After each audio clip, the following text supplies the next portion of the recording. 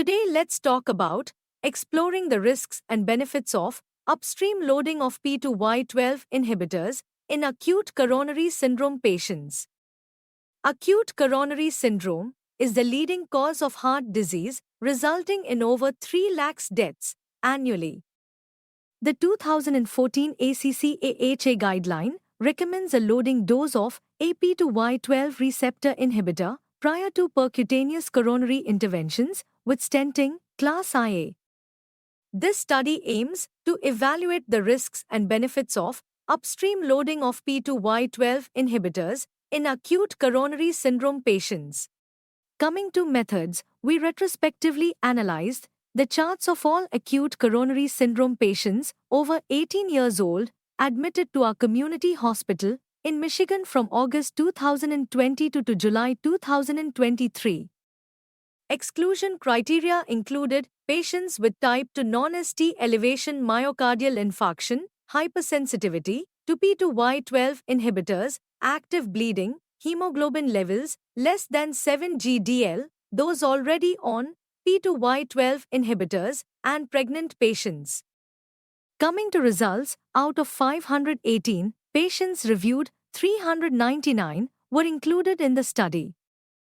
Among 285 non-ST elevation myocardial infarction patients, 89.5% were not loaded with P2Y12 inhibitors in the ED, while 10.5% were. In the loaded group, 3% underwent coronary artery bypass grafting, 90% required percutaneous coronary interventions, and 6% received medical treatment. In the non-loaded group, 12.5% underwent coronary artery bypass grafting, one patient had an aortic dissection, and 53.8% and 33.7% required percutaneous coronary interventions and medical treatment, respectively. Among 114 ST elevation myocardial infarction patients, 74.5% were not loaded with P2Y12 inhibitors in the ED, while 25.5% were. In the loaded group, 100% required percutaneous coronary interventions.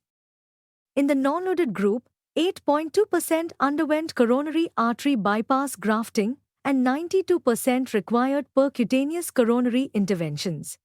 In conclusion, our real-world data from a community hospital indicate that most acute coronary syndrome patients benefit from P2Y12 loading, with only a minority experiencing adverse effects. To address this, we plan to collaborate with our information technology department to implement reminders for ED physicians to consult with cardiologists about P2Y12 inhibitor loading in acute coronary syndrome patients.